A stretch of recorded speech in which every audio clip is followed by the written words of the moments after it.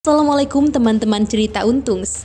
Bang Onim merupakan salah satu relawan di Gaza yang berhasil dievakuasi oleh pemerintah Indonesia. Tentunya dengan proses evakuasi yang tidaklah mudah. Selama menuju perbatasan di Gaza, Bang Onim dihadang oleh beberapa sniper dari Yahudi. Jadi pada saat kami keluar dari kota Gaza mau menuju ke Gaza Selatan, kan harus melewati perairan dulu dong. Nah, di perairan inilah dijadikan pusat atau penembakan oleh pihak penjajah. Mau tahu cerita bagaimana proses evakuasi Bang Onim di Gaza? Yuk saksikan kisahnya hanya di Cerita Untungs.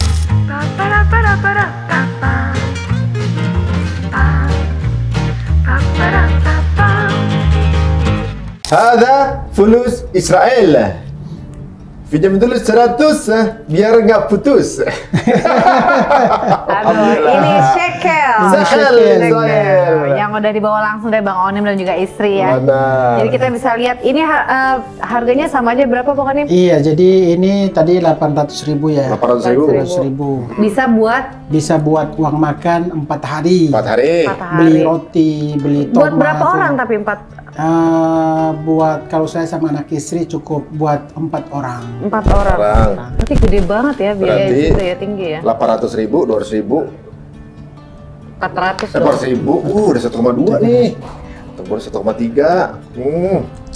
Nggak bisa dipakai di sini tapi. Nggak bisa. Ini buat kenang-kenangan ya. Uang penjajah. Uang penjajah. Tapi ini dipakai selama Ini di sana. sampai yang saat ini dipakai oleh masyarakat Palestina. Alhamdulillah. Kita buka dulu. Assalamualaikum warahmatullahi wabarakatuh. Ya. Alhamdulillah di depan kita udah ada Bang Onim dan juga Istrimu, Masya Allah. Sebelumnya selamat datang di Indonesia. Terima kasih. Selamat datang kembali di studio Cerita Untung.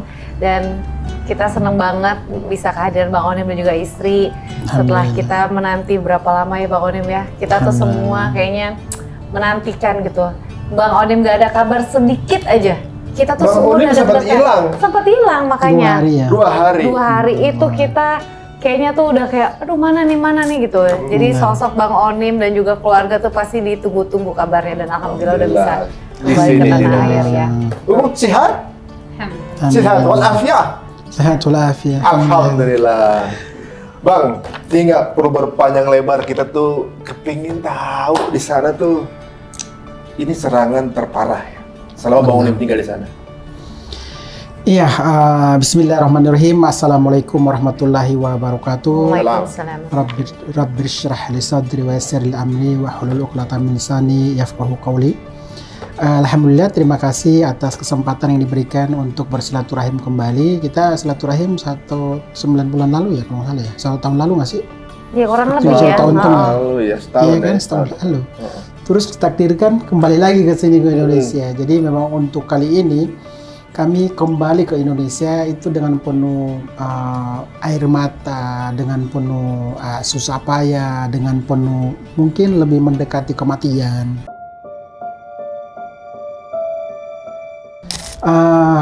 Kata istri saya, kami tiba di Indonesia atau keluar dari Gaza pun sampai dengan saat ini masih belum percaya masih bisa hidup. Iya, itu belum percaya. تحدثت معهم يعني احنا كمان خرجنا من غزة شيء مستحيل لأن الحياة في غزة مش سهلة. Apa Umi? Apa perasaan tertakutnya apa waktu ada bom?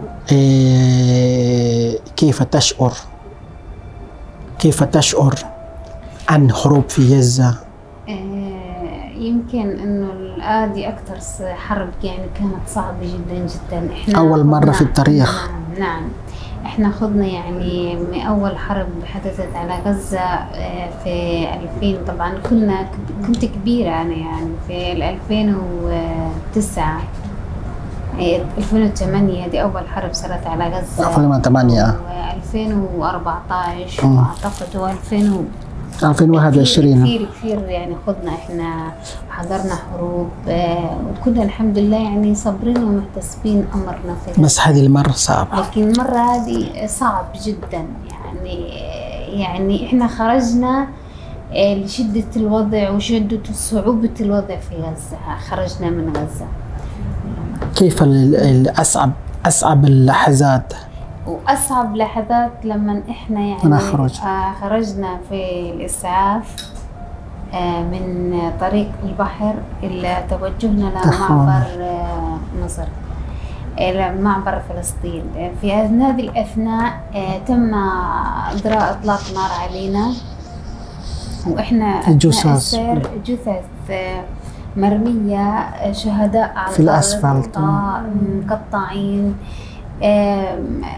أشلاء يعني صعب. Ya, jadi kata beliau itu peperangan sebelumnya tahun 2008 itu berat banget, 2014 berat banget, 2021 berat banget, tapi yang paling terberat dan paling terbrutal untuk kali ini peperangan. Kali ini? Iya, kali ini. Peperangan sebelumnya mereka udah terbiasa, karena kan dari generasi ke generasi mereka udah terbiasa dong terjadi peperangan, sudah melihat langsung. Kata istri saya waktu itu, 2008 beliau masih bujang, belum menikah, dan terbiasa melihat tank-tank, melihat pembantaian. Tapi untuk kali ini begitu luar biasa, pembantaian, genosida, bisa dikatakan Nakba 2023. Tadi saya tanyakan momen apa yang paling menakutkan pada saat terjadi peperangan. Kata beliau, momen yang tidak pernah dilupakan yaitu pada saat kami keluar dari Gaza, hari terakhir tersebut itu kami harus melewati zona pembantaian, zona penembakan di wilayah Gaza bagian barat. Kami harus melewati jalan aspal di pantai.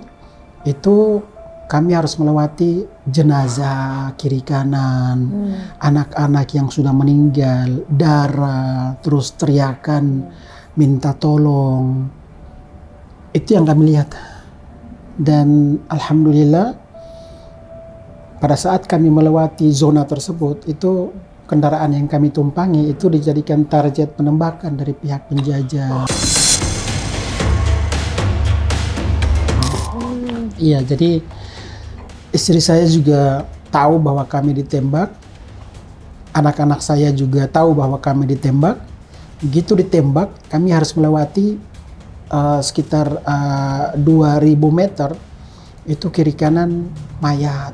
Yang ada videonya itu? Iya, yang ada video pemuda naik sepeda, itu di belakang Bang Onim. Jadi pada saat kami keluar dari kota Gaza mau menuju ke Gaza Selatan, kan harus melewati perairan dulu dong. Nah, di perairan inilah dijadikan pusat atau penembakan oleh pihak penjajah. Jadi kalau kita melewati di situ, logikanya manusia 99% pasti meninggal. Kenapa lewat situ, Bang? Satu-satunya cara, satu-satunya jalur. Satu-satunya jalur. Berarti itu yang paling dekat ke Mesir ya? Itu bukan, itu masih di Gaza City, di kota Gaza. Saya tinggal di kota Gaza, Gaza City. Dan kami kalau dari ke Gaza City mau ke Gaza bagian selatan harus melewati jalur itu. Karena jalur tengahnya Jalan Salahuddin itu sudah dikuasai dan ada tank-tank penjajah. Udah masuk di dalam mereka? Mereka udah masuk tapi pukul mundur. Jadi salah satu jalur yang bagi kami aman ya, itu tetap harus melewati ini dan harus menemui atau melewati penembakan, terus kiri kanan jasa, terus kendaraan pada saat kami keluar itu terus tiba di jalan aspal tersebut, itu di belakang kami akan ada mobil yang ngikutin kami, mobil warga Gaza. Itu ditembakin di belakang, jadi udah meninggal. Nah, semobilnya itu semua? Bukan semobil, ada sekitar 8 sampai dengan 10 mobil. 8 mobil? Iya. Astaga. Jadi kayak konvoy gitu? Ya konvoy. Itu yang naik sepeda itu hidup ya? Iya, naik sepeda itu setelah kami sudah lewat semuanya, baru dia yang ambil dokumentasi. Jadi di belakang ditembak, kami di depannya itu sudah ditembak mati. Di belakangnya ditembak, di depan ditembak mati, kami harus melewati. Jadi yang nggak kena cuma mobil Bang Onim atau berapa mobil? Yang di belakang kena semua deh kayaknya. Kena semua, otomatis meninggal dong. Yang selamat itu berapa mobil? Yang terlihat cuma kami. Astagfirullah, kayak film zombie. Cuma kendaraan kami yang selamat. Berarti itu posisinya harus kita ngebut atau gimana? Harus ngebut, dan saya itu memang mengarahkan kepada driver harus tancap gas. Yang saya khawatirkan itu di depannya khawatirnya ada tank yang sudah palang aspal. Otomatis kan kita nggak bisa lewat dan pasti meninggal dong ditembak. Tapi alhamdulillah sepanjang jalan itu nggak ada mobil tank. Mobil tank dari angkatan laut. Mobil kena? Ada tembakan-tembakan? Kena. Ada setelah kami lewat, itu ada mobil ambulans juga mengikuti jalur yang sama. Itu ditembak. Kendaraan ambulan kan bawa pasien ya, yang mau dibawa ke Mesir. Itu pasiennya sudah terluka, ditembak lagi. Kenceng banget ya? Berarti bisa dibilang bahwa ini kan konvoi mobil mau keluar Gaza itu kan berarti bukan cuma Bang Onim awalnya. Ada beberapa warga sipil. Ada warga sipil. Tapi mereka nggak selamat. Tapi bisa dibilang bahwa itu Bang Onim sendiri yang selamat. Iya, benar sekali. Apa memang incernya warga? Apa karena tahu mobil Bang Onim? Pihak Israel itu mengarahkan warga Gaza Utara agar supaya berpindah tempat ke Gaza bagian selatan. Ada juga warga kota Gaza atau Gaza City berpindah ke Gaza bagian selatan. Masalahnya, warga Gaza ini berpindah atau jalan kaki naik kendaraan mau ke Gaza Selatan, di tengah jalan itu dibantai. Nah, ini yang itu ada video yang satu truk ditembak itu. Iya, benar sekali. Nah, itu kan ada berita bahwa kalau misalnya mau selamat, semua harus ke selatan. Bukan, itu cuman taktik Israel saja. Bukan kalau mau selamat. Kalau nggak mau selamat, sebaliknya malah. Bukan mau selamat. Kalau nggak mau selamat, silakan ke Gaza Selatan. Kan otomatis ditembak. Trap dong berarti? Ya, otomatis ditembak. Jadi jebakan sebenarnya? Ya, jadi jebakan. Jadi kebanyakan yang meninggal dunia, tidak hanya mereka yang meninggal karena dibawa reruntuhan, tapi juga yang meninggal secara yang langsung jebakan ya? ini. Dan itu ditembaknya kebanyakan dari pesawat jet F-16 dari atas. Rudal jatuh. Punya Israel atau punya Amerika? Siapa? Israel. Ya, Israel. Jadi memang evakuasi kemarin itu bagi kami, anak istri, itu sudah menjadi akhir kehidupan kami. Kenapa akhir kehidupan kami? Karena kan kami harus melewati zona tersebut yang pasti meninggal dunia. Jadi pada saat sebelum evakuasi, sebelum pergi ke zona tersebut, melewati tersebut, ya saya sampaikan kepada istri, mohon maafkan saya kalau ada kesalahan, Filin, mohon maafkan Abi, iya saling maafkan. Karena kita harus melewati dan pilihannya hanya dua, lolos tiba di pintu perbatasan Rafah atau meninggal dunia di surga, insya Allah. Itu pilihan. Tapi pada kesempatan yang sama juga saya curhat kepada Allah bahwa ya Allah, selama saya berada di Gaza ini bukan popularitas yang saya harapkan, bukan jabatan, bukan materi, tapi saya lebih menghabiskan waktu saya untuk anak yatim Gaza, untuk warga sipil Gaza. Masa sih saya dibiarkan sendiri? Masa sih kami akan dihabisi oleh pihak penjajah seperti itu? Tapi kalau contohnya takdir kami harus selesai di zona tersebut, ya sudah, kami ridho. Setelah itu baru berangkat, dan sepanjang jalan itu karena ditembak, istri saya bilang, saya mengarahkan kepada istri, peluk anak-anak agar supaya kalau kita meninggal ya meninggal bareng, seperti itu.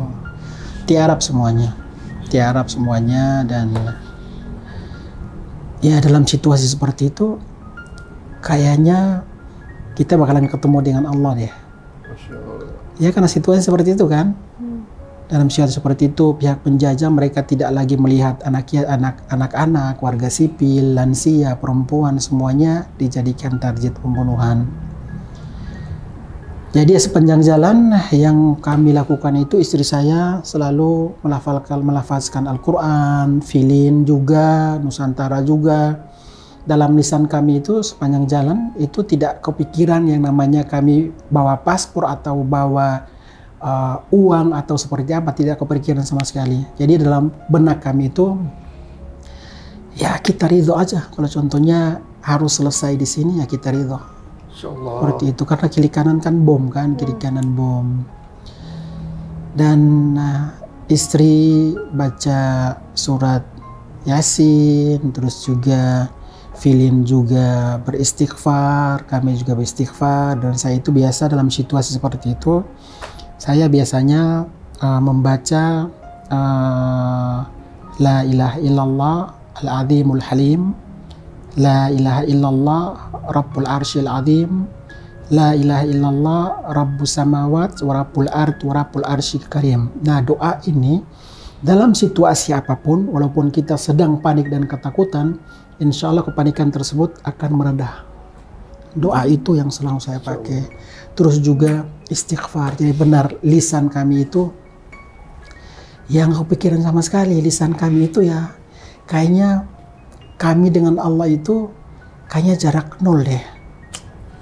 Dan itu memang harus benar-benar ikhlas dan ridho. Kalau contohnya, kalau kita di Indonesia mungkin meninggal berbeda dengan saudara-saudara kita di Palestina. Kalau kita di Palestina meninggal itu pasti terkena rudal.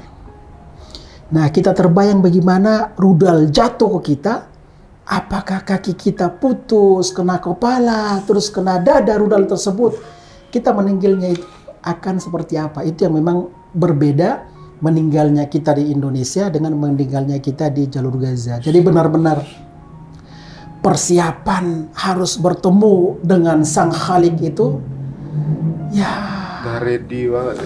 Benar-benar harus siap dalam situasi seperti itu. Pada saat terjadi peperangan itu kami tidak ada rasa kebencian sesama, tidak ada rasa menanamkan rasa balas dendam. Kalau contohnya ada yang bersalah, semuanya kita saling maafkan saya, maaf. Ya karena nanti udah kebayang bahwa, dan dalam situasi seperti itu, pada saat setiap malam sebelum tidur khususnya kami ambil air wudhu, dan sebelum tidur itu kami sudah bersyahadat, mengatakan bahwa asyhadu an la ilaha illallah wa asyhadu anna muhammadur rasulullah.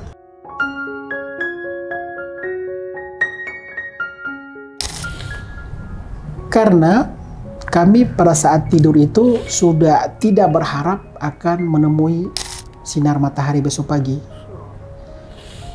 Mungkin pada saat kami tidur bangunnya bukan berada di Gaza tapi sudah di surga. Nah, itu yang benar-benar terbayang dalam kami. Kadang itu merontah antara ketakutan, depresi. Ya kita kembali lagi beristighfar terus dengan ayat yang saya baca tadi.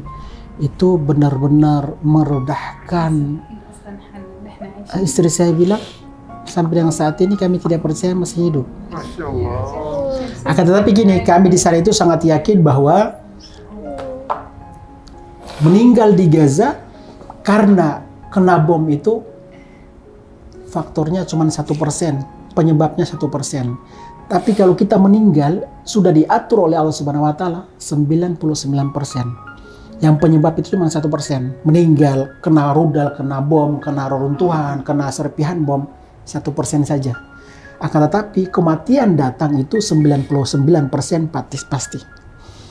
Jadi warga Gaza, anak-anak itu mereka sudah paham bahwa takdir mereka untuk meninggal pada saat terjadi peperangan itu sudah tertulis di Lauhil Mahfuz, kamus atau kitabnya Allah. Itu mereka yakin di sana.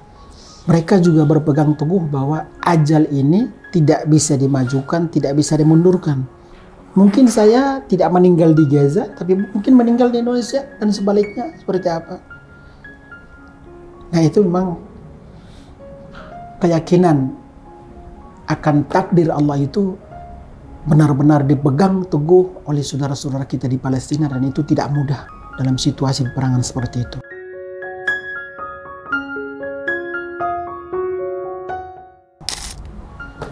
Mereka juga yakin bahwa kematian jika nanti mereka meninggal pada saat terjadi peperangan, kalau contohnya belum meninggal juga ya sudah takdir Allah. Jadi walaupun pemboman sana sini, yang mereka juga antri beli roti atau antri air minum. Ada kan ibu-ibu dan warga sipil anak-anak yang antri beli roti, bom datang meninggal. Dan meninggalnya itu 300-400 orang. pada saat antri roti sudah 5 jam, begitu tiba bagiannya dibom oleh pihak Israel. Jadi sang ibu itu meninggal dengan merangkul roti untuk anaknya di rumah. Ada yang anaknya itu pada saat meninggal menggenggam roti yang belum sempat dimakan. Oh, yang ada gambar tangannya. Iya, seperti itu. Dan alhamdulillah Mas Ari, warga Gaza itu yang meninggal itu rata-rata tangannya seperti ini bersyahadat. Ada juga yang meninggal itu megang tasbih. Ada juga yang meninggal itu mendekap Al-Quran. Jadi tidak kepikiran sama sekali mereka mendekap handphone atau tas atau pakaian atau uang. Yang mendekap itu Al-Quran. Itu ada banyak yang mendekap Al-Quran. Jadi benar-benar keyakinan yang dimiliki oleh saudara-saudara kita di Palestina itu luar biasa.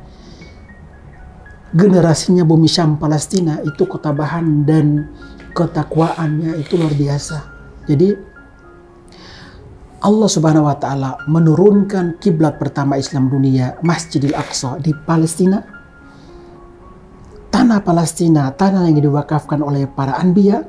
Allah Subhanahu wa taala pun satu paket menurunkan generasi Bumi Syam itu generasi yang tangguh, pemberani, keimanannya, kepintarannya luar biasa.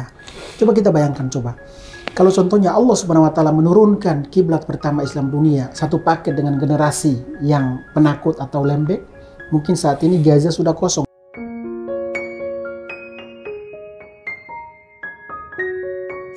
Karena sudah pada mengungsi kan? Atau seluruh Palestina sudah pada kabur dan mengungsi. Tapi luar biasa, masyarakat Palestina itu mereka selalu mendengungkan bahwa kami sangat bersyukur bisa dilahirkan, dihadirkan di Bumi Syam Palestina. Masya Allah. Tetap bersyukur ya. Itu tetap bersyukur. Jadi kita melihat sendiri bagaimana anak-anak meninggal, ibunya bilang alhamdulillah ya Allah, Ya Allah. anakku sudah tenang, sudah bersamamu ya Rabb. Atau mungkin anak yang ibunya meninggal, angkat kedua tangan dan mengatakan alhamdulillah, ibuku sudah tenang, tinggal saya nih belum. Apakah saya meninggal nanti dalam kondisi keimanan yang kuat ataukah seperti apa? Jadi mereka sudah tawakal, mereka berjuang, mereka ridho dengan apa yang mereka alami saat ini. Karena kan seperti kata istri saya tadi, ini salah satu peperangan yang belum terjadi pada zaman Rasul, belum pernah terjadi di muka bumi ini. Saat ini terjadinya peperangan luar biasa, pembantaian, genosida, Nakba 2023, bayi dibantai, wanita yang hamil dibantai. Jadi salah satu target dari pihak penjajah itu membunuh anak-anak agar supaya tidak ada generasi di Palestina yang memperjuangkan. Target juga ibu-ibu hamil agar supaya ibu di Palestina tidak lagi melahirkan generasi untuk mempertahankan Palestina. Tapi kan Allah punya rencana sendiri. Pada tahun 2021 kemarin terjadi peperangan, itu 300 orang meninggal, yang bayi lahir di Gaza itu dalam waktu yang sama lebih dari 5.700. Coba berapa kali lipat. Itu rencana dan ini adalah strategi dari Allah Subhanahu wa taala. Tidak mungkin Allah Subhanahu wa taala itu membiarkan kiblat pertama tetap ternoda, membiarkan tanah Palestina tetap dianeksasi atau dirampas oleh pihak penjajah. Allah punya rencana sendiri.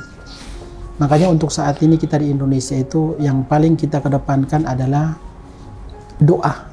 Doa silahul mu'min. Doa tentunya senjata yang paling ampuh untuk umat Islam. Jadi doa, kalaupun nanti kita berdonasi itu bonus lah. Karena rezeki dari masyarakat Palestina itu bukan kita yang tentukan, tapi sudah ditentukan oleh Allah Subhanahu wa taala. Kita hanya wasilah saja. Kita hanya diamanakan saja untuk memberikan dukungan kepada mereka. Jadi sekali lagi terima kasih kepada Mas Ari, alhamdulillah kemarin bantuannya bersama dengan amal soleh ya. Bantuan makanan alhamdulillah sudah diterima oleh warga Gaza yang saat ini sedang dilanda krisis makanan. Ada juga air minum. Saat ini warga Gaza sudah minum air laut. Air laut itu kan asin ya. Tapi terpaksa sebagiannya mereka harus minum untuk mempertahankan diri. Jadi mereka makan untuk berjuang, minum untuk berjuang. Saudara-saudara kita di Gaza. Genangan air, ada hujan tadi malam apa kemarin tadi pagi, itu genangan air di aspal sudah harus mereka serok seperti ini dan diminum oleh warga Gaza. Saking nggak ada air sama sekali. Iya, makanya dengan melihat situasi dan kondisi warga Gaza harusnya kita malu. Kita di Indonesia harusnya malu. Ada saudara-saudara kita di sana yang berjuang mempertahankan tanah Palestina, mempertahankan kiblat pertama Islam dunia. Kita di sini masih memperdebatkan. Kan bukan negara Indonesia, kan mereka negara lain. Kenapa kita harus memberikan dukungan? Itu yang memprihatinkan sebenarnya. Makanya saya sendiri menyampaikan bahwa dukungan Indonesia ini sudah menjadi tanggung jawab kita sebagai muslim ya. Karena di sana ada kiblat Islam dunia. Yang kedua, seluruh elemen bangsa Indonesia punya hutang budi terhadap saudara-saudara kita di Palestina. Karena sebelum Indonesia merdeka itu, masyarakat Palestina sudah memperjuangkan kemerdekaan Republik Indonesia. Yang ketiga, tentunya ini amanah konstitusi bahwa penjajahan di atas dunia harus dihapuskan. Mereka masih terjajah sekarang karena tidak sesuai dengan pri kemanusiaan. Saat ini krisis kemanusiaan di Gaza dan pri keadilan. Saat ini tidak ada keadilan di Gaza. Yang keempat tentunya yang menjadi korban di sana itu mayoritasnya Muslim, tapi juga ada orang Kristen yang meninggal, yang dibantai juga. Dan itu saya menjadi saksi. Saat ini pihak penjajah itu melakukan pembersihan etnis di Palestina. Apapun agamanya. Yang namanya apapun agamanya disikat. Yang di sana kan ada sekolah madrasahnya rata tanah, gereja rata tanah, gereja tertua nomor 3 di dunia, apa nomor 4 adanya di jalur Gaza, kan sudah diratakan. Gereja bukan Muslim dong, diratakan. Yang meninggal tidak hanya Muslim tapi Kristen juga ada. Rumah sakit, ada rumah sakit baptis kemarin, Ahlul Arab pun kena rudal. Sebagian besar rumah sakit yang ada di Gaza saat ini itu tidak memiliki listrik atau penerang. Pada saat operasi itu dengan menggunakan light centernya handphone, penerang dari handphone. Ya Allah. Dan itu pada saat operasi itu tidak lagi menggunakan pembiusan. Jadi contohnya putus tangan, tinggal dijahit, aduh teriakannya kayak gimana. Pada saat operasi kayak gitu teriakan luar biasa, ditambah lagi dengan dentuman dan gempuran bom sana sini. Jadi pada saat tim medis mereka itu melakukan operasi menyelamatkan nyawa, mereka belum tentu selamat. Tim medis. Itu juga dengar cerita yang dokter nyelamatin ternyata keluarganya di rumah itu yang banyak sekali. Jadi dokternya sedang sibuk evakuasi, ternyata datang anaknya. Perawat perempuan sibuk evakuasi, bantu pasien, ternyata yang datang anaknya. Tragis banget lah pokoknya. Pokoknya kita, Mas Ari, Mbak Venita belum tentu kuat seperti anak-anak Gaza. Saya sendiri sudah 13 tahun lebih melihat kayaknya saya nggak bisa bertahan, nggak bisa kuat dan bertahan. Tapi luar biasa ya. Anak-anak Gaza itu mereka anak-anak yang tangguh, dan memang ini sudah rencana Allah menghadirkan generasi yang tangguh di Palestina, seperti itu. Gaza dengan banyaknya korban bau bangkai Iya, sampai dengan saat ini kan sudah 39 hari agresi, itu menewaskan sudah lebih dari 11.000 warga Gaza meninggal dunia, dan yang cedera sudah lebih dari 27.000. 11.000 itu belum termasuk yang lebih dari 2.000 itu masih di bawah reruntuhan. Jadi mayatnya itu udah bau, dan ada yang dagingnya mereka udah dimakan oleh anjing.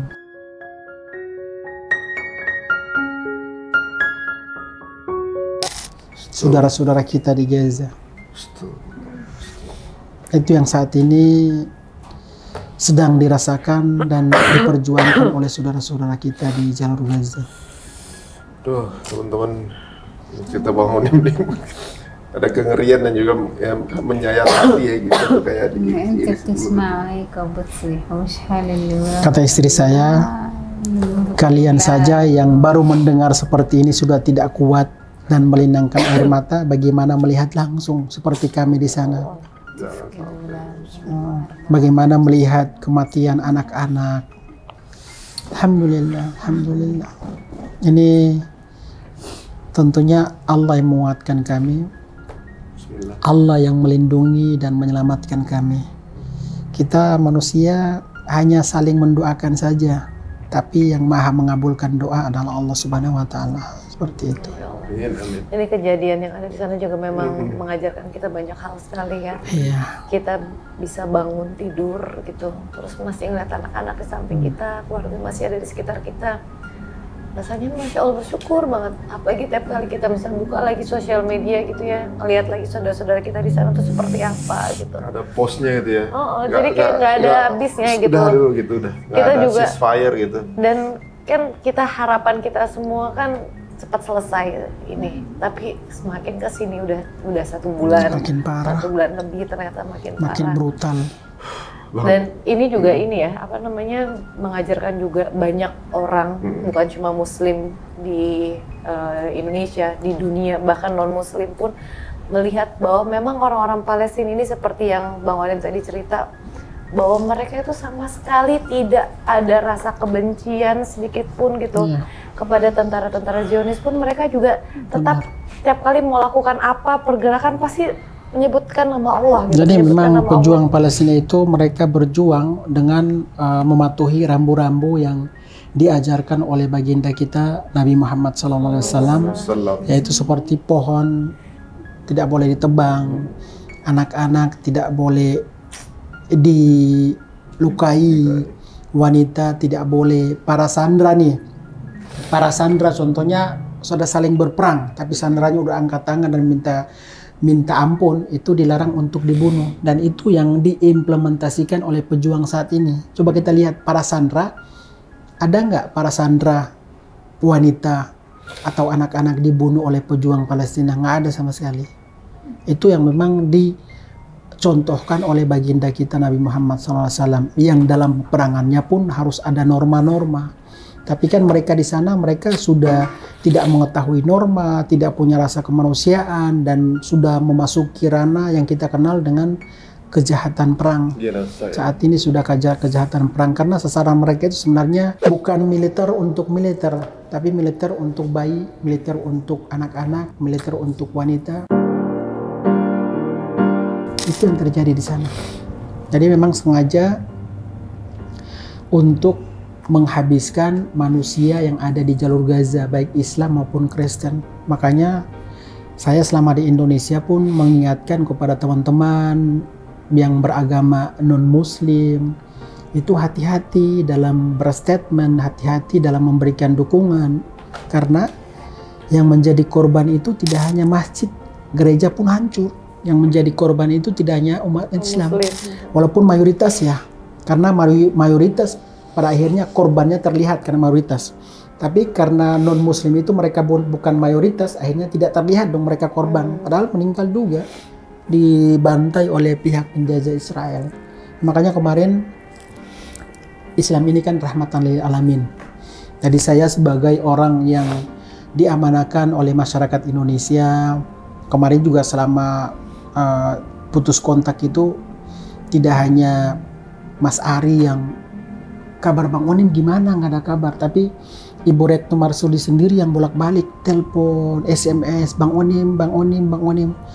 Jadi memang ini sudah memasuki ranah bahwa tidak hanya tugasnya Muslim Indonesia, tapi sudah menjadi tugasnya elemen bangsa di Indonesia, baik itu pemerintah, Muslim Indonesia, masyarakat non-Muslim pun mereka punya kewajiban sendiri. Kemarin pada saat terjadi peperangan itu, saya sendiri ikut campaign di kitabisa.com, itu sudah mengalokasikan dana 500 juta khusus untuk sahabat-sahabat kita orang Kristen. Karena mereka juga jadi korban. Mereka juga jadi korban, dan saya berpikir bahwa mereka juga manusia, kita sama-sama manusia, siapapun kita bantu. Saya itu prinsipnya, Mas Ari, saya itu prinsipnya sampai ke tingkat di depan saya itu orang Yahudi, kalau sudah bertekuk lutut dan meminta ampun, harus kita bantu. Itu yang menjadi landasan sebagai isu kemanusiaan seperti itu. Jadi memang kita di Indonesia pun harus tentunya sudah otomatis kita di Indonesia, teman-teman Indonesia pun panas dan emosi melihat hal seperti itu wajar. Akan tetapi kita juga harus punya strategi bagaimana caranya kita memberikan dukungan tersebut ke warga Gaza itu secara kontinu. Jangan sampai kita semua video-video yang kita dapat itu 100% benar, tapi kita harus memfilter untuk dipublish. Karena kan yang kena nanti akun Instagram kita, bukan berarti kita tidak ingin publish ya, akan tetapi memang kita juga harus punya strategi bagaimana mempublish video dari sana itu harus kita pilih-pilih dulu seperti itu. Kan kasihan kalau contohnya Instagram kita udah 1 juta, tiba-tiba langsung ditutup, kita kerja dari nol lagi, karena kita tidak memiliki strategi dalam melakukan dukungan terhadap Palestina. Itu yang memang saya di sana pun konsen agar supaya Instagram, media sosial Bang Onim itu tetap sehat. Karena memang dari media tersebut kan kita bisa menyuarakan kemanusiaan, kita bisa mengajak orang lebih banyak lagi.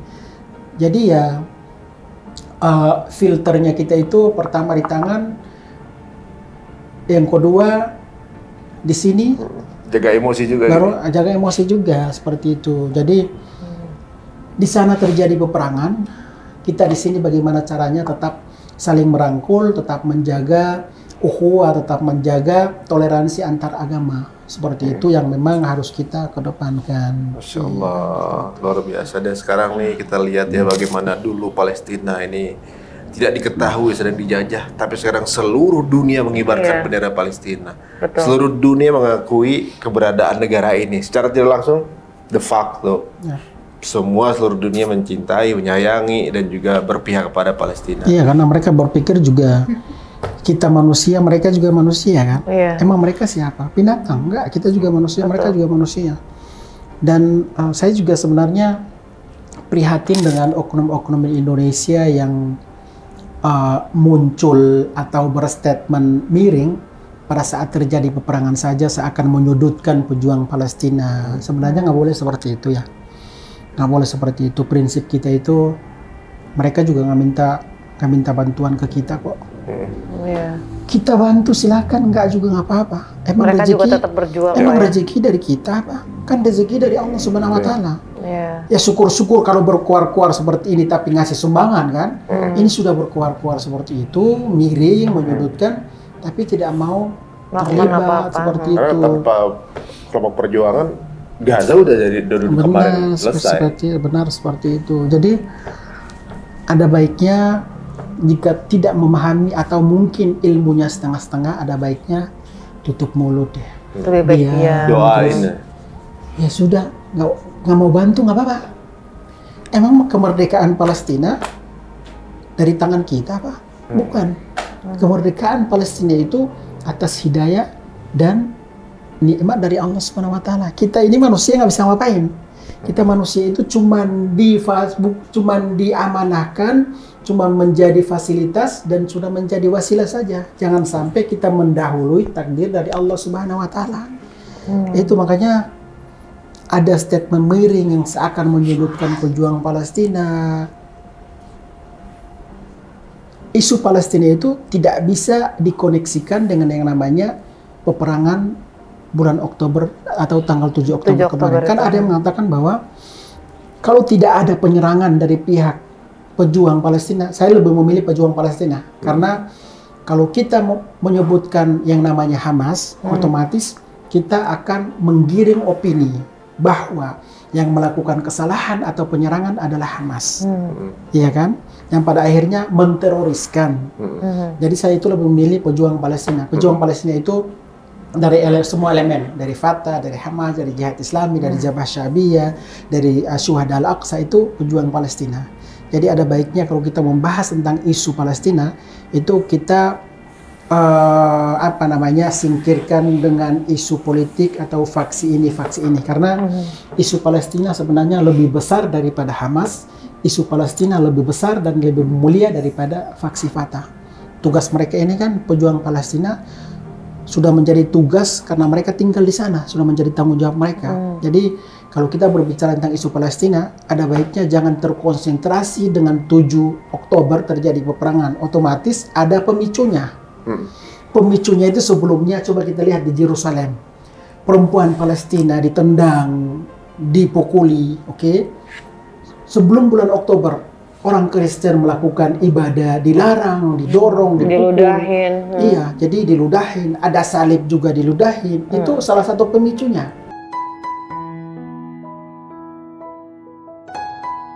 Ada juga orang yang masyarakat muslimin Palestina melaksanakan sholat di Masjidil Aqsa dibatasi, tanah mereka diambil. Ini juga pemicu.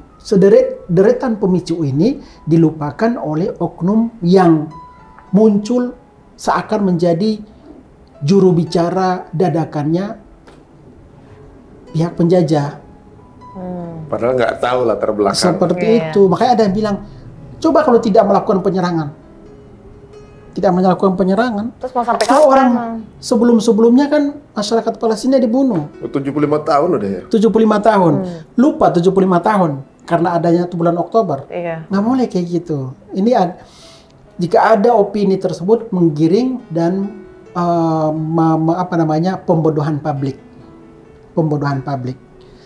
Makanya saya selama berada di sini itu saya juga berharap kalau bisa saya bisa dipertemukan dengan Persekutuan Gereja Indonesia dan kalau bisa Bang Onim tidak hanya hadir di Istiqlal tapi juga di Gereja Katedral untuk menyampaikan pesan dari orang Kristen terhadap orang Kristen di Gaza terhadap orang Kristen atau non-Muslim yang ada di Indonesia. Karena ini amanah harus saya sampaikan. Iya. Ya mudah-mudahan mereka dengar di sini dan teman-teman mohon maaf. Saya berada di sini itu membawa pesan damai dari masyarakat Kristen di Palestina untuk masyarakat non-Muslim yang ada di Indonesia. Saya juga membawa pesan damai dari Muslimin di Palestina untuk Muslimin di Indonesia. Bagaimana caranya kita melihat isu Palestina ini adalah isu global, bukan isu tradisional, bukan isu yang kita digiring opini bahas Hamas, yang pada akhirnya diteroriskan. Setelah Hamas diteroriskan, orang-orang yang bantu terhadap Palestina pun ikut diteroriskan dengan menyebutkan mendanai teroris.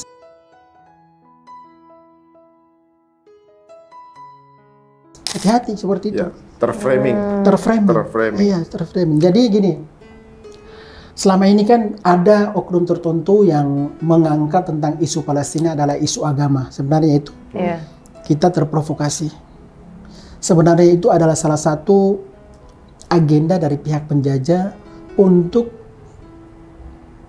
atau tidak setuju melihat keharmonisan di Indonesia. Otomatis kalau contohnya kita diadu domba, pasti kekuatan memberikan dukungan terpecahkan. Yang non mengatakan bukan urusan kami, ya kan? Yang Muslim mengatakan, oh ini urusan kami. Ini yang jadi harusnya kita satu suara dan menetralkan dalam situasi seperti ini. Dengan kita satu suara seperti ini, otomatis orang-orang yang mengatasnamakan jubir dadakan penjajah, mereka juga tahu diri bahwa ternyata selama ini saya pun mendapat informasi yang salah, yang pada akhirnya secara tidak langsung saya menjadi provokator. Iya, jadi kan kemarin juga ada teman-teman MUI sudah mengeluarkan fatwa tentang boykot. Salah satu cara memperjuangkan is oke, bagus. Iya. Terus juga saya juga sebenarnya ingin menyampaikan saran saya kepada teman-teman MUI agar supaya memperjuangkan sehingga sejarah tentang Palestina kalau bisa masuk dalam kurikulum tidak hanya sekolah madrasah akan tapi juga sekolah Kristen. Dijadikan satu bahwa di sana itu di Yerusalem itu ada haknya 3 hak tiga agama. Dan ini memang pada zaman Umar bin Khattab pun sudah dikatakan bahwa di sini ada orang Kristen yang tinggal damai, silakan. Orang Yahudi tinggal damai, silakan. Walaupun mayoritasnya siapa? Muslim. Seperti itu. Itu dari dulu seperti itu. Nah, ini yang harus disuarakan, digemakan agar supaya teman-teman MUI bisa memperjuangkan. Jangan sampai nih, jika kurikulum atau sejarah Palestina tidak masuk dalam kurikulum pendidikan, nanti kita dalam setiap tahun terjadi peperangan, ada aja orang-orang yang membuat framing, menggiring opini bahwa ini bukan urusan kita. Palestina jauh, kita nggak ada urusan. Seperti itu.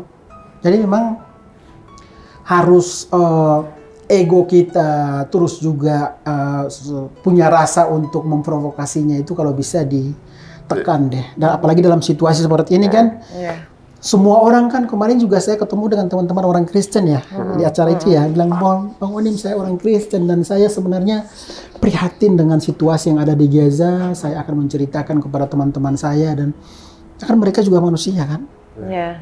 Jadi kemanusiaan itu nggak ada agamanya. Betul. Nggak perlu kemanusiaan itu nggak ada agamanya.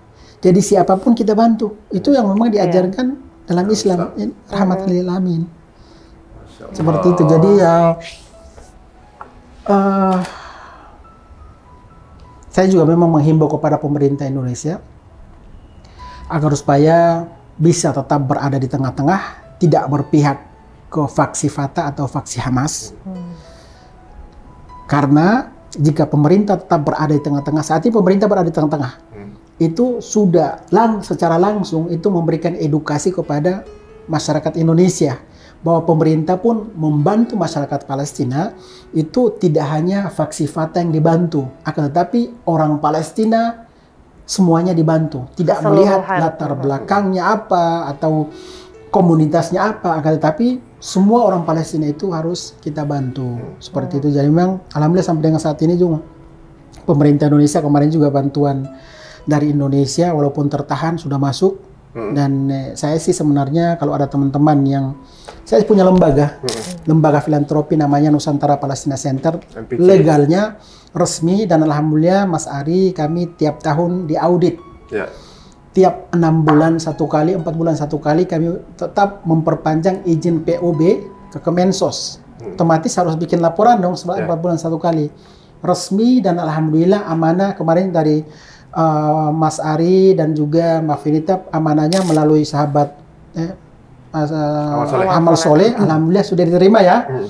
Bantuan dari masyarakat Indonesia ke lembaga-lembaga, terutama ke NPC, itu 100% diterima. Khusus NPC ya, diterima oleh anak yatim, oleh warga sipil, oleh lansia, oleh para pasien yang menjadi korban. Jadi kita dari Indonesia, dari masyarakat Indonesia untuk masyarakat Palestina yang ada di jalur Gaza. Tanpa pilih-pilih ya? Tidak, kita menghindari yang namanya politik atau faksi. Kita konsennya itu ya untuk warga sipil yang ada di jalur Gaza. Jadi kalaupun nanti ke depannya ada teman-teman lembaga yang ingin menyalurkan bantuan, tidak harus ke NPC. Bebas. Tapi kalau ke NPC kontak kemana? Ke NPC ada yang di akun IG-nya itu di akun IG-nya itu ada. Dan alhamdulillah NPC dari hari pertama peperangan kita hampir setiap hari distribusi. Hari pertama itu kan tidak ada bantuan yang masuk. Kok Bang Onim beraktivitas mendistribusikan bantuan? Jadi gini, kami NPC itu punya tim lebih dari 90 orang di Gaza Utara, Kota Gaza, Gaza bagian tengah, dan Gaza bagian selatan. Masing-masing tim atau wilayah itu punya tugas masing-masing. Contohnya di Gaza bagian utara ada yang tugasnya distribusi bahan makanan dan air. Gaza bagian tengah atau Gaza City yang tugasnya untuk distribusi solar dan bensin. Di Gaza bagian sama. Jadi kalau contohnya di Gaza bagian utara dirudal dan meninggal, otomatis di Gaza bagian Gaza City ada tim. Masih ada. Kota Gaza dibom atau dirudal tim kita. Di Gaza tengah dan Gaza selatan masih ada. Itu sistem atau taktik emang dipakai dalam kondisi emergensi, fase emergensi dalam kondisi peperangan seperti itu. Dari mana dapat bantuan pada saat di tengah-tengah bantuan dari perbatasan ke Mesir itu dilarang untuk masuk ke Gaza? Kami itu mendapat kepercayaan luar biasa dari pihak Bank Al-Quds. Kami transfer itu dari Jakarta bukan ke Turki. kami transfer itu dari Jakarta langsung ke Gaza, ke pusatnya.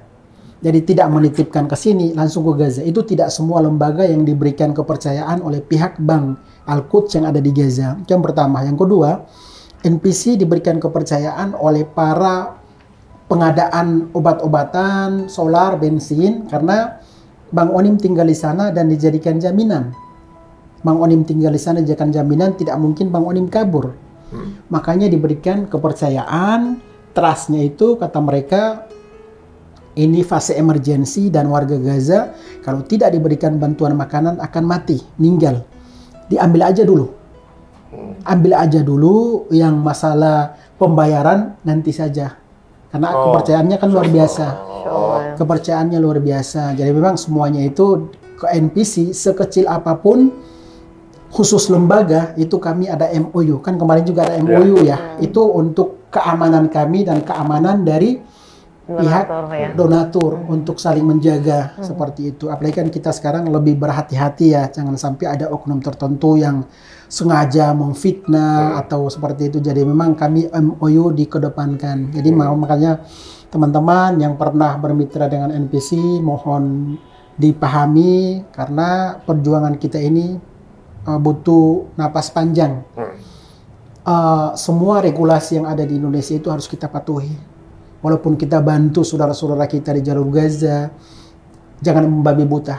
Tetapi kita juga harus mengikuti regulasi yang berlaku di Indonesia. Kan Indonesia juga punya aturan sendiri.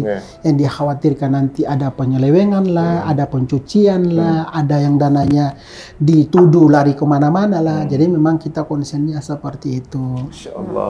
Tapi sejauh ini bantuan-bantuan apakah sudah mulai bisa masuk? Atau Iya, setelah beberapa hari ini Alhamdulillah walaupun belum full dibuka perbatasan, tapi sudah mulai. Yang tadinya itu awal peperangan, 27 hari peperangan, itu hanya 5 truk yang masuk, 7 truk yang masuk. Sekarang udah ratusan, Alhamdulillah. Dan itu biasanya itu dijaga atau apa kan? Karena begini, kita dengarkan semua masuk rumah sakit aja itu kan semua dihabiskan oleh mereka. Nah, otomatis kan bantuan-bantuan ini pun juga bisa jadi target. Iya, jadi bantuan dari perbatasan Rafah masuk ke Gaza bukan melenggang aman, tapi dijadikan target penembakan oleh kemarin yang dari ICRC Palang Merah Internasional kan kena juga air yang di dalam perjalanan sebelum diterima oleh warga Gaza sudah dihancurkan. Tapi saat ini Alhamdulillah sudah mulai berkurang. Jadi memang saat ini yang kita harapkan nih dari Indonesia untuk Gaza itu, kita doakan semoga terciptanya pemberhentian perang atau gencatan senjata yang kita kenal. Itu memang saat ini yang dibutuhkan oleh saudara-saudara kita yang ada di Gaza, agar supaya mereka bisa mendapatkan makanan, air minum, dan ya bisa bernapas dulu lah, seperti itu. Itu yang tapi memang sekarang diharapkan. keadaannya tuh gimana sih Bang Onim? Apakah Sampai dengan saat ini atau semakin parah malah. Jadi pihak penjajah itu khususnya di Gaza bagian utara dan Gaza City itu semakin mempersempit wilayah warga Gaza. Mempersempit itu ya dengan tank masuk, baru menghancurkan kota di sekitar situ, terus mereka mundur lagi. Oh, tapi mereka udah masuk ke daerah Sebagian wilayahnya memang udah masuk, tapi kan tidak dikuasai seluruhnya. Walaupun tank mereka itu sudah parkir. Contohnya sudah parkir di dekat rumah sakit Ashifa di kota Gazanya, yang dari kediaman Bang Onim sudah ada tank sekitar 200 meter sudah ada tank. Dari kediaman Bang Onim. Udah ada tank. Dan itu dia membabi buta siapapun yang Itu bisa siapapun jadi di target. depan yang namanya bergerak disikat habis. Mau anak-anak, mau wanita, mau perempuan, pokoknya semuanya dijadikan target. Makanya yang lebih memperhatikan itu kan saat ini sudah lebih dari 160 negara, kata Presiden Jokowi, sudah 160 negara yang menekan, tidak berhasil. Nggak berhasil? Iya, betul. Karena gini, kunci dan tombolnya itu ada di Amerika Serikat. Jadi kalau contohnya hari ini Biden bilang, Israel, hey Israel, hentikan peperangan, saat ini juga berhenti. Tapi kan Kita doakan saja, mudah-mudahan Amin, ada amin, keajaiban dalam amin. waktu dekat ya. Ya, amin, Tapi cerita amin. Bang Onim ini Masya Allah luar biasa, teman-teman semuanya. Kita di momen ini juga ingin mengucapkan terima kasih Bang Onim untuk hadirnya ke sini dan ini amanah titipan dari teman-teman semuanya sebagai bentuk Masya Allah. amanah bukti kalau kita menyalurkan ke NPC. Sudah menyalurkan. Di NPC teman-teman semuanya. Ini bukan ini ya, ini uang Israel ya. Oh ya, beda-beda. Ini mundur belakang dong. Ya teman-teman, jika nanti kemudian bertambah lagi, kita akan lagi salurkan lagi. Dan ini kirim ke beliau langsung. Beliau langsung masuk ke Gaza ya. Alhamdulillah. Jadi bantuan ini dari Mas Ari dan Mbak Venita itu melalui amalsoleh.com ke NPC langsung mendistribusikan langsung ke Gaza ya, bukan kemana-mana, langsung ke Gaza, dan sebagiannya udah distribusi ya kemarin. Udah, nih kalau mau tahu teman-teman ini videonya, lihat.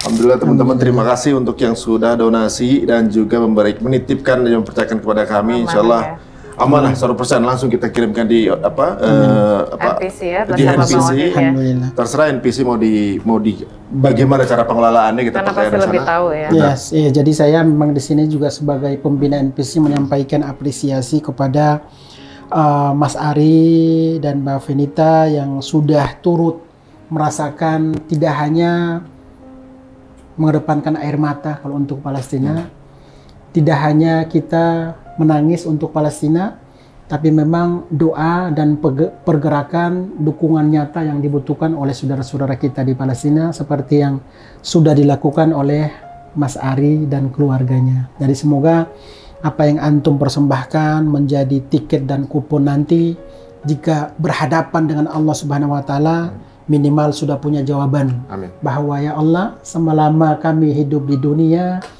hati kami pernah tergerak, dan alhamdulillah kami bisa mengajak dan bisa berkontribusi untuk umatmu saat ini sedang berjuang di bumi Syam Palestina, mempertahankan kiblat pertama Islam dunia, Masjidil Aqsal Mubarak, dan membantu manusia yang ada di sana. Jadi kedepannya mohon jangan kaget kalau bantuan ke NPC tersebut tidak hanya kita serahkan kepada mayoritas muslimin yang ada di Palestina, tapi kami juga tetap akan memberikan kepada sahabat-sahabat kami orang Kristen yang ada di jalur Gaza, karena mereka terlupakan sebenarnya. Mereka terlupakan dan kita hadir sebagai manusia untuk mempersembahkan hadiah kepada manusia yang ada di Palestina. Sekali lagi terima kasih. Terima kasih. Terima kasih. Guys, doa yang banyak untuk teman-teman yang ada di Palestina, saudara-saudara di Palestina, dan juga doa juga buat Bang Onim dan keluarga. Jika dirasa bermanfaat, monggo silakan di-share sebanyak-banyaknya, dan jangan lupa untuk salurkan sumbangan kalian dan juga apa yang bisa kalian bantu saudara di Palestina. Terima kasih waktunya, Bang. Terima kasih. Tadi kita ngobrol itu sebenarnya baru mukadimah. Kita bikin lagi sesi nanti. Mukadimah sebenarnya yang mungkin baru sekitar 10% yang kita ngobrol tadi. Kita bikin lagi 90%. Amin. Insyaallah nanti kita bisa ketemu lagi, karena situasi di Gaza kita tidak bisa memprediksi 2 bulan, 3 bulan itu tidak kita ketahui. Jadi memang kita harus mempersiapkan amunisi semangat kita agar supaya walaupun terjadi peperangan panjang, tapi kita juga tetap stay dan siap untuk memberikan solidaritas kepada saudara-saudara kita di Palestina. Masya Allah. Semoga dikuatkan Bang Onim dan keluarga. Kita tutup dengan Assalamualaikum warahmatullahi wabarakatuh.